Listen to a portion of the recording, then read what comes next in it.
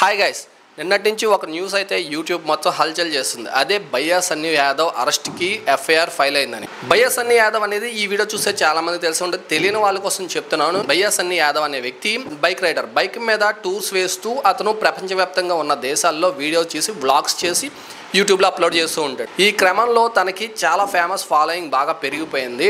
అయితే ఈ పెరిగిన క్రమంలో ఏంటంటే తను బెట్టింగ్ యాప్స్ ప్రమోట్ చేయడం స్టార్ట్ చేశాడు. మనం న్యూస్లో వింటూ ఉంటాం ఈ బెట్టింగ్ యాప్ వల్ల చాలా వరకు లాస్ అయిపోయి ఆత్మహత్యలకు పాల్పడ్డారని. అండ్ రకరకాలుగా వింటూ ఉంటాం. మనం ఫోన్ కాల్ చేసినప్పుడు రకరకాల కాల్స్ వస్తుంటే ఇటువంటి కాల్స్కి నమ్మి మోసపోవద్దండి అని చెప్తూ ఉంటారు.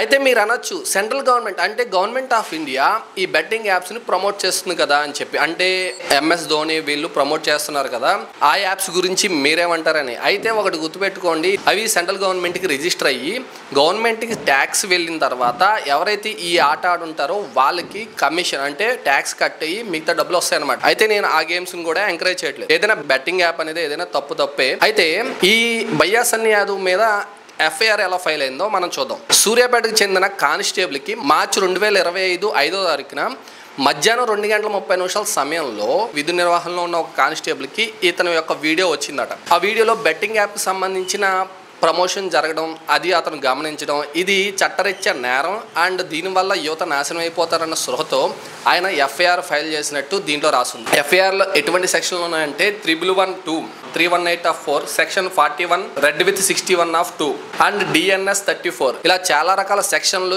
ఎఫ్ఐఆర్లో అయితే నమోదైంది. సో ఈ సెక్షన్ అన్ని కలిపి చూస్తే దాదాపుగా అతనికి 12 నుంచి 15 సంవత్సరాల వరకు జైలు శిక్ష పడే అవకాశం ఉందంటున్నారు. అయితే గతంలో చాలా మంది కూడా ఇలాగే బెట్టింగ్ యాప్స్ చేసి అరెస్ట్ అయ్యారు. సో ఇంకెంతమంది ఈ బెట్టింగ్ యాప్స్ ప్రమోట్ చేసిన యూట్యూబర్స్ కానీ సోషల్ మీడియా ఇన్ఫ్లుయెన్సర్ కానీ ఈ బెట్టింగ్ యాప్స్ ప్రమోట్ చేసిన వాళ్ళు ఇంకెంతమంది అరెస్ట్ అవుతారో మనం ఇంకా చూడాలి. అయితే గాయస్ ఒకటి గుర్తుపెట్టుకోండి, నేను ఈ వీడియో చూస్తున్న పెద్దవాళ్ళకైతే దీని మీద ఒక నాలెడ్జ్ అయితే ఉంటుంది. సో వాళ్ళైతే దీని జోలికి వెళ్ళరు. పిల్లలకైతే ముఖ్యంగా చెప్తుంది ఏంటంటే ఎప్పుడైనా గుర్తుపెట్టుకోండి, ఈజీ మనీ ఎప్పుడైనా ప్రమాదకరమే. సో కష్టపడి సంపాదించింది ఎప్పటికైనా నిలబడుతుంది. అయితే ఈ ఓవరాల్ వీడియోలో నేను చెప్పదలుచుకుంది ఏంటంటే, ఓ పక్కన బెట్టింగ్ యాప్స్ యూట్యూబర్స్ కానీ లేదా ఇన్ఫ్లుయెన్సర్స్ కానీ ఎవరైనా సరే ఈ బెట్టింగ్ యాప్స్ కానీ రకరకాల సోషల్ మీడియాకి సంబంధించిన స్కామ్స్ సంబంధించిన యాప్లని వాటిని ప్రమోట్ చేస్తున్నారు. ఈ యూట్యూబర్స్ ఏమంటున్నారంటే సెంట్రల్ గవర్నమెంట్ కూడా ఇటువంటి బెట్టింగ్ యాప్స్ ని ప్రమోట్ చేస్తుంది కదా అని చెప్పి. ఏదైనా కానీ సమాజానికి ప్రమాదకరమే. ఇదైతే నా ఒపీనియన్.